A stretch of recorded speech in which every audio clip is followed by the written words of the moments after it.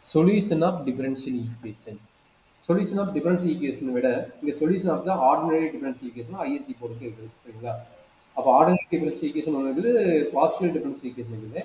அப்ப நம்ம பார்க்கறது உங்களுக்கு இருக்கிறதுலாம் வந்து ODE. ODEனா ordinary differential equation சரிங்களா. அப்ப இங்க பார்த்தா differential equation மட்டும் கொடுக்குறோம், O விட்டுட்டாங்க. அப்ப ODE ordinary differential equation. இன்னொரு டைப் இருக்கு PDE. PD உங்களுக்கு கிடையாது சரிங்களா. partial differential equation உங்களுக்கு கிடையாது. அப்ப இது Okay, sir. சொல்யூஷன் இருக்குது அப்படின்னா general solution one, another one வந்து பர்டிகுலர் சொல்யூஷன் சரிங்களா. Okay, sir. General solution, Or a particular solution. Particular solution. அதெல்லாம் என்னடா ஜெனரல் சொல்யூஷன் என்னடா, பர்டிகுலர் சொல்யூஷன் என்னடா அப்படின்னா ஒரு சின்ன எக்ஸாம்பிள் சொல்றேன். dy by dx equal to, நீ ஆல்ரெடி ஒரு ப்ராப்ளம் பார்த்த sin x. இது சொல்யூஷன் என்ன அப்படின்னா நமக்கு டேரெக்டாக தெரியும், டிஒய்யை கிராஸ் மல்டிப்ளை பண்ணிக்கும் sin x இன்டு டிஎக்ஸ்னு வந்துடும். அப்போ இது வந்து நம்ம சொல்யூஷன் என்ன பண்ணலாம், ரெண்டு பக்கம் இன்டெகிரல் கண்டுபிடிக்கலாம். இப்போ இன்டெகிரல் கிடைக்கும் y equal to integral of sin x வந்து minus cos x plus sin போடுவோம். கரெக்டுங்களா? Yes, sir. அப்போ நல்லா ஐடியா பண்ணிக்கிங்க.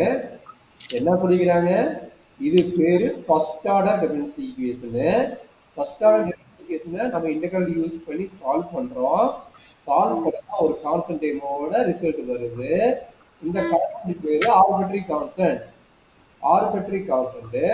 அப்படி இந்த மாதிரி ஆர்பிட்ரரி கான்ஸ்டன்ட் ஒரு ஃபர்ஸ்ட் ஆர்டருக்கு இன்வால்வ் ஆகி வந்ததுன்னா that is called A general solution. Okay, sir. இதா Arbitrary constant is equal to general solution. The differential equation, see, involving the arbitrary constant, the differential equation, the end of solution is getting the arbitrary constant involving that type of solution is called a general solution. Suppose first order differential equation meaning only one arbitrary constant. Suppose second order differential equation எத்தனை arbitrary constant வரும்? Square dx square equal to x ன்னு வருதுன்னு வச்சுங்களேன். இது எப்படி கண்டுபிடிப்பீங்க? நம்ம ஈஸியா சொல்லி கொடுக்குறேன். d by dx of dy by dx equal to x ன்னு எழுதலாம். கரெக்ட்டுங்களா? Yes, sir. என்ன பண்ணலாம்? இந்த d by dx So ரெண்டு இருப்பாங்க. அப்ப கரெக்ட் நீங்க சொல்றது.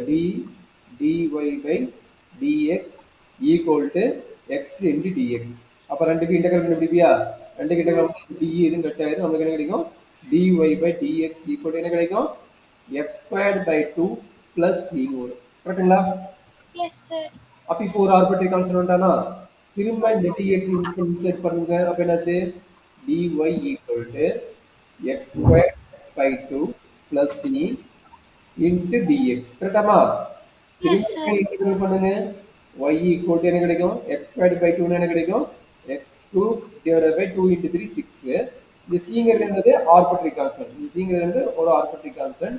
அப்ப இன்டெகிரல் dx என்னது? x plus d ன்னு இன்னொரு கான்ஸ்டன்ட் வரும். ஏன்னா இந்த இன்டெகிரல் கண்டுபிடிச்சா அப்ப plus d வரும். அப்ப செகண்ட் ஆர்டர் டிஃபரன்ஷியல் ஈக்குவேஷன் எத்தனை கான்ஸ்டன்ட் வருது?